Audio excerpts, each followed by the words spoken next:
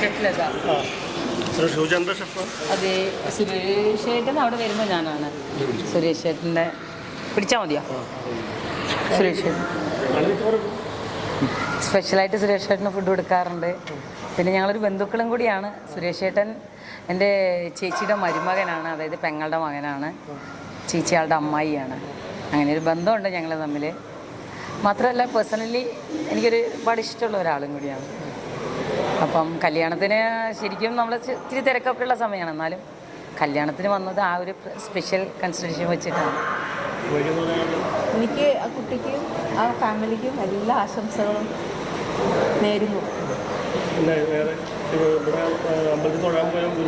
പോയിട്ടില്ല, ഇത് കഴിഞ്ഞിട്ട് പോകാമെന്ന് വിചാരിച്ചു. തിരക്കത്തിലേക്ക് പോകണ്ടെന്ന് വിചാരിച്ചു. ഇല്ല, സുഖമായിട്ട് എത്തി. ഞങ്ങൾ ഹയാത്തിൽ തൃശ്ശൂർ ഹയാത്തിൽ വന്നതന്നല്ലേ. രാവിലെ പുലർച്ചയ്ക്ക് തന്നെ ഇവിടെ എത്തി. ഞാൻ കോഴിക്കോട് ഹൈലൈറ്റ് മാളിൻ്റെ തൊട്ടടുത്താണ്.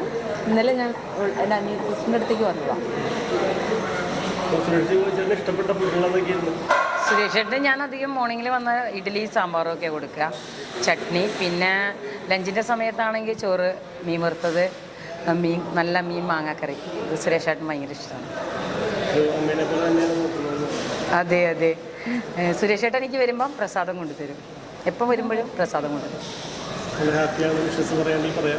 അതെ, സുരേഷ് ഏട്ടനും ഫാമിലിക്കും അതോടൊപ്പം തന്നെ ഭാഗ്യക്കുട്ടിക്കും എൻ്റെ എല്ലാവിധ വിവാഹാശംസകളും നേരെയാണ്. നല്ലൊരു ജീവിതം ഉണ്ടാകട്ടെ, സുഖമായിട്ടിരിക്കട്ടെ, സർവേശ്വരൻ അതിനുവേണ്ടി അവരെ അനുഗ്രഹിക്കട്ടെ.